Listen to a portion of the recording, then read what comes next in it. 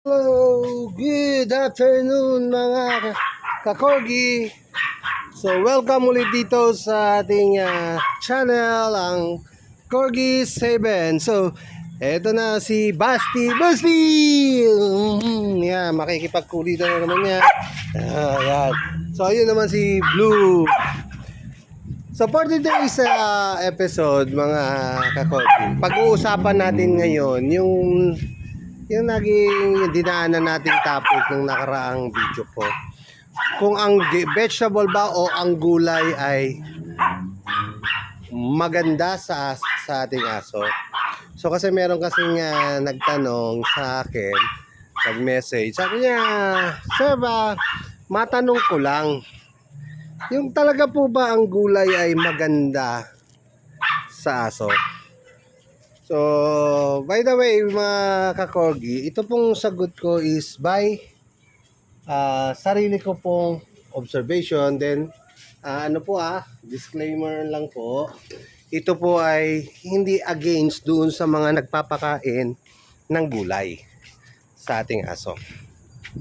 Binabalik na tayo sa topic. So, ito kasi nga ating topic na to, ang gulay, hindi naman masama sa aso. Totoo po yan, hindi po masama sa aso. Kasi talagang kumakakainin naman ng aso yan, lalo na yung carrots, then yung mga patatas, yan mga binibigay natin. Then yung mga some leafy na gulay. Pero ang tanong, ang isa pa ng tanong niya is, meron ba talagang nutrients na nakukuha ang aso?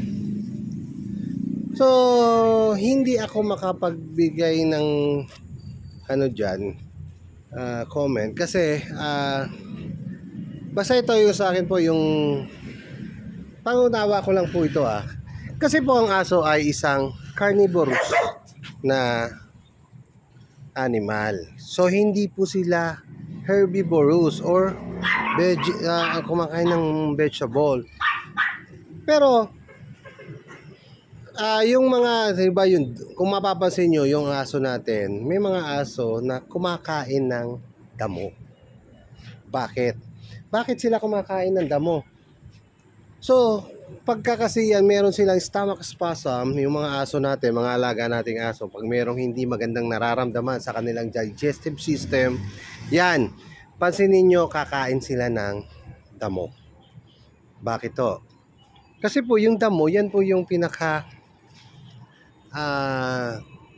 gamot nila pagka sila'y nakakaramdam ng mga spasm or mga hindi maganda sa kanilang digestive system, sa kanilang tiyan. So pansinin nyo, kapag kumain sila ng damo, ano ang kasunod? Mga ilang minuto, oras, pansin nyo, susuka yan. Then tingnan nyo yung damo kasama sa suka nila, then maraming bula. Di ba? Makikita nyo, bumubula yung damo. Bumubula yung kanilang suka. So, acidic.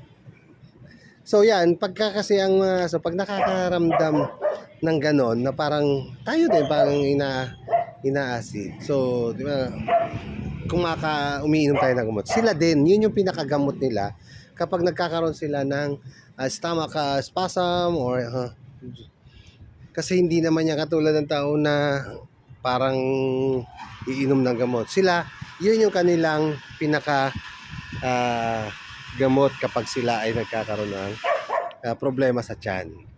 So, maaaring ganun din ang epekto ng gulay sa kanila. Pansin nyo ninyo, pag pinakain nyo po ng, halimbawa, carrots ang aso. Pinakain nyo ng carrots. Tingnan nyo po, pag yan po ay inilabas nila, o dumumi na sila, pansinin nyo po yung carrots pa rin medyo nadurog lang kasi nga nginata nila yon, kinagat nila.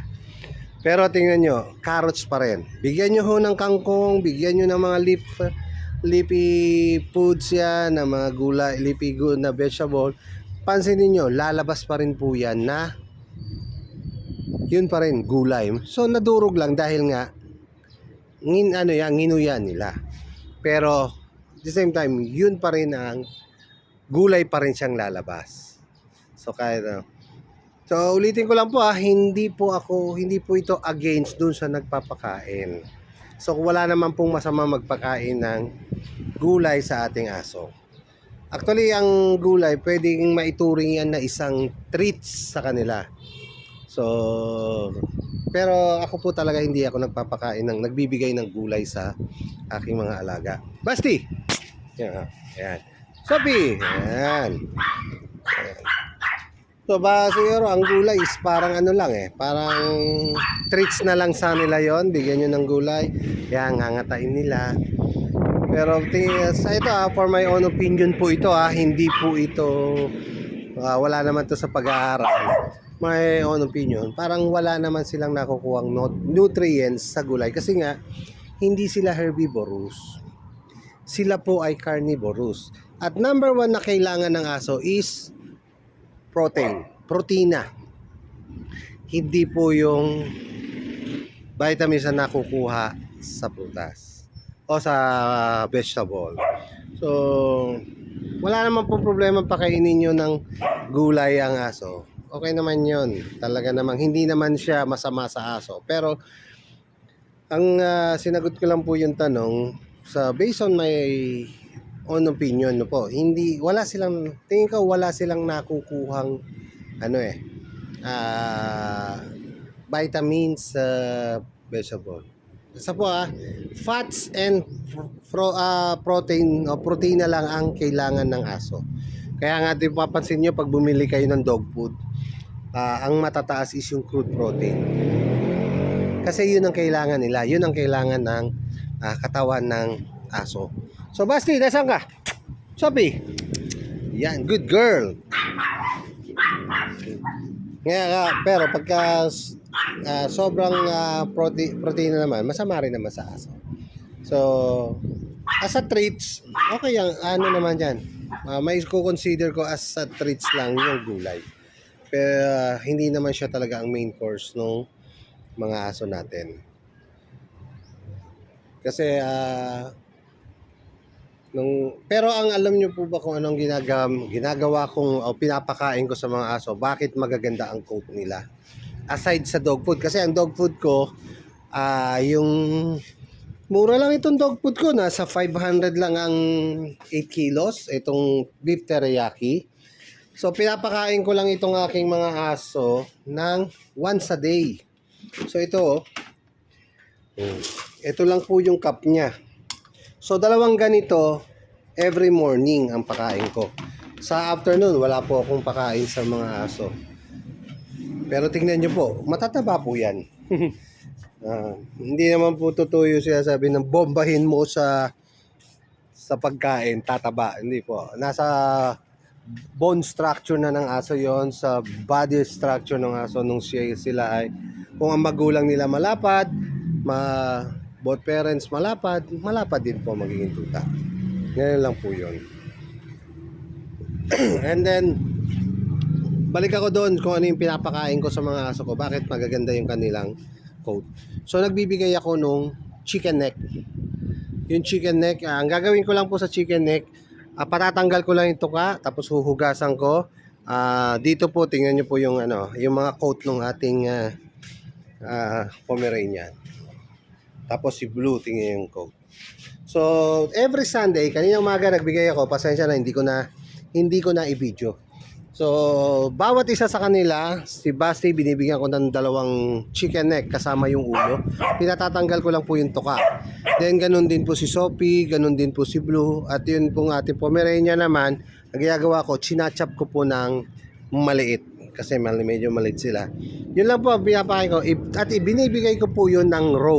Hindi ko po nilalaga, hindi ko rin po niluluto.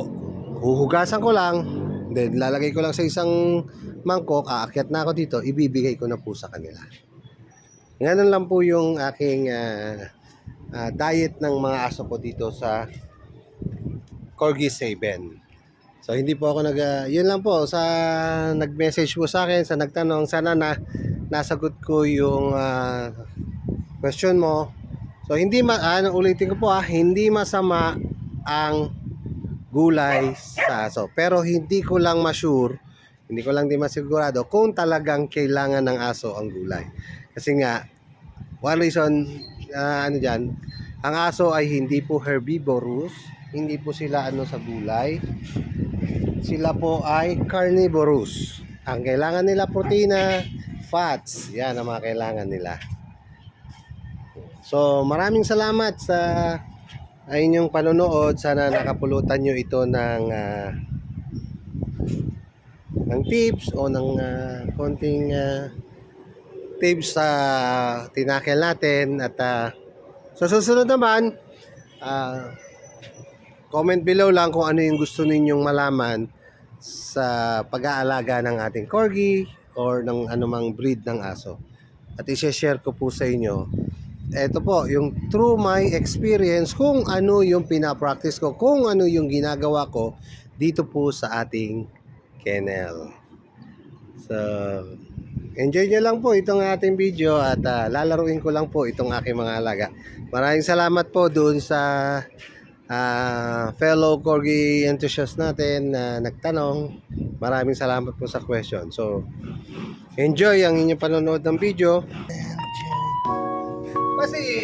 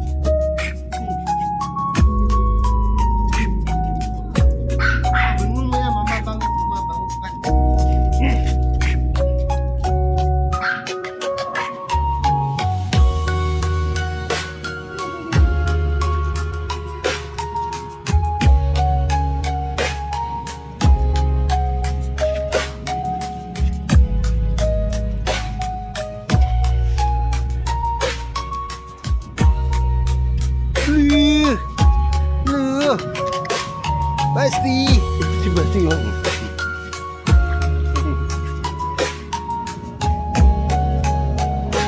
Kaya hindi po tayo nagkekena ng aso, hindi po tayo nagkukulong. Mas maganda po yung sila nakakawala. So ito naman yung ating Pomeranian nasa kabila. Snow! Ayan o, si Snow. At si Uno. Ayan. Ayan, dalawa na lang ho yan.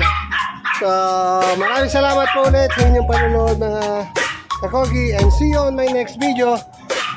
All goods!